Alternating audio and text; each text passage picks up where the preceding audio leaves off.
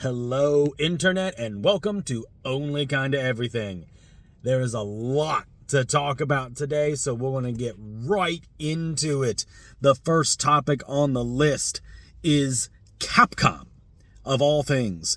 It wasn't that long ago that I was talking about how Capcom had really turned things around. They had kind of come into a new era of kind of caring about their fan base.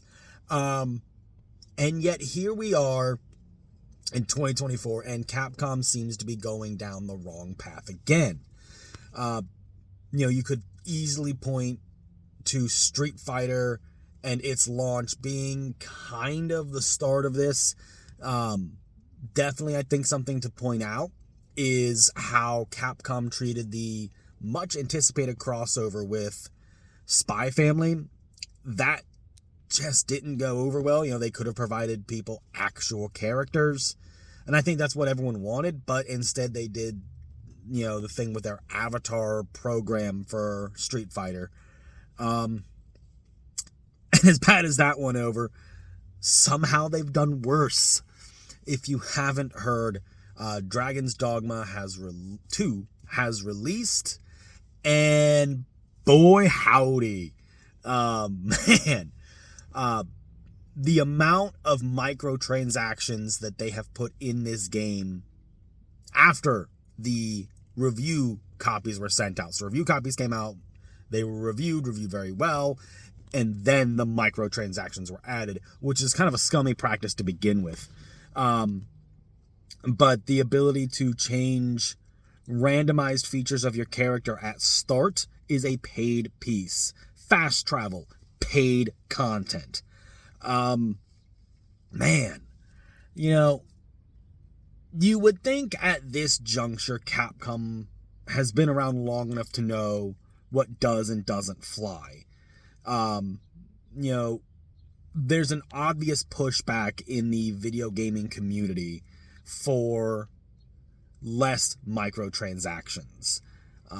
The general consensus and the majority of the populace kind of agrees that if we're paying $70 for a game, we should get the whole thing.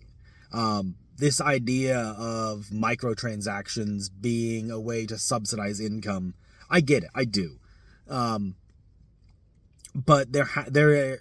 I would say we're at a breaking point in video gaming, in that the cost of development is so astronomically high that either you produce Baldur's Gate 3 or your game is riddled with microtransactions. That just seems to be it. And I don't necessarily mean Baldur's Gate 3 in that you have to produce Baldur's Gate 3, but in terms of how critically acclaimed and how well it sells.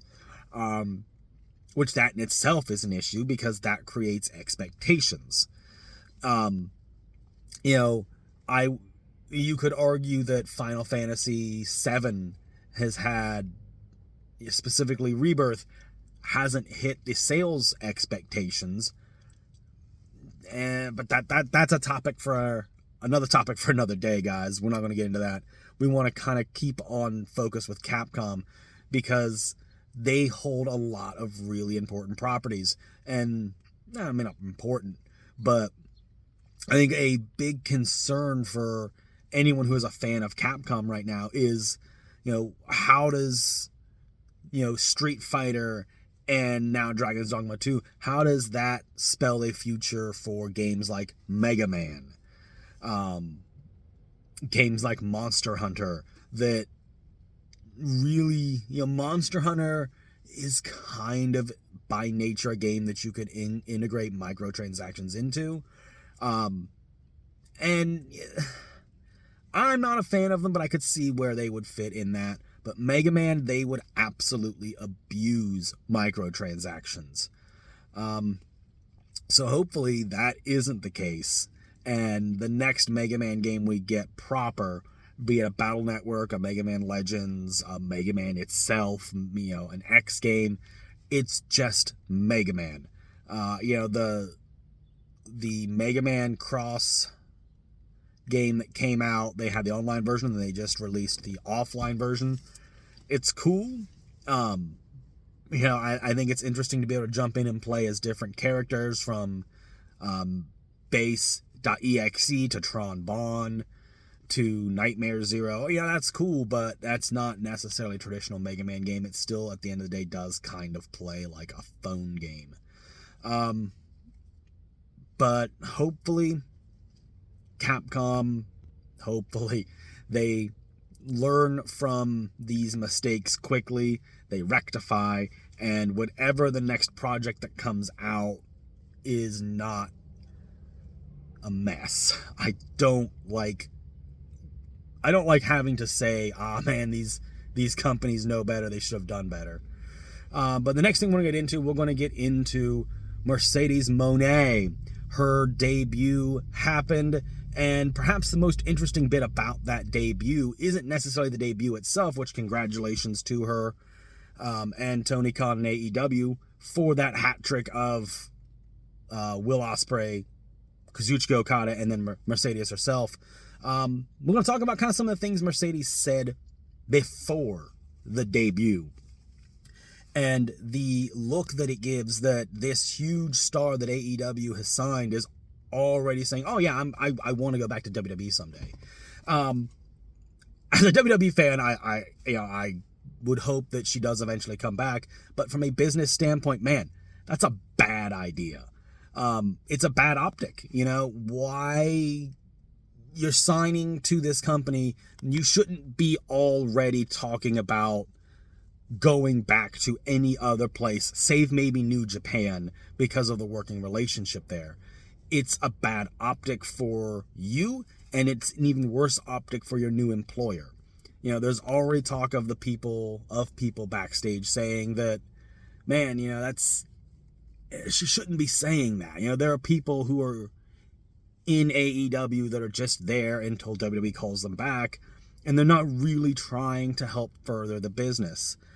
I would absolutely say 100% that right now Mercedes is in a position where it looks as if she is entirely with AEW just to further her own personal interests.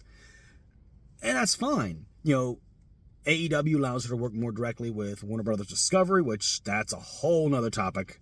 But her position with AEW will allow her to work more with them directly, so potentially get bigger roles. And if that's what she wants, that's fine. But it looks like a really bad optic to be sitting there, days, if not roughly a week before your debut, and go, oh yeah, I'm going to go back to WWE sometime. Man, that's... Not everybody, but most people say eventually they will go back. That's not a secret. I think the problem, again, really does come down to you can't say that right before you debut. You can't say that and not expect people to look at it and go, you're not here to better AEW. You're not here to actually better this division. You're here to use AEW and use this division for your own personal gain, which, again, at the end of the day, isn't necessarily a bad thing, but it is. It's one thing to use a division and a company to further your own career. That happens. It's a profession. But to just so openly say, yeah, I'm not... It's not that anyone has openly said, yeah, I'm not in it to help. Her promo on AEW basically was her saying the opposite. I'm here to help. I want to make this division the best. But man, it does reek of, to me, it reeks of desperation and trying to make a move to make a move. I hope I'm wrong. I always try to support the workers as best I can, simply because I'm not a wrestler, although I would love to be involved in the industry in some way. But it's not me. I'm not the one making the decision. I'm the one putting my body out there and doing the things that these people do. So it's not my position to say what is and isn't right. I can give my thoughts And that's kind of all I'm doing here. But guys, I don't want to keep you too long. Thank you for watching. Don't forget to like, comment, subscribe, and let me know what you think about Mercedes Move and Capcom, how they're doing things. Talk to you guys in the comments, and I will see you soon. Bye!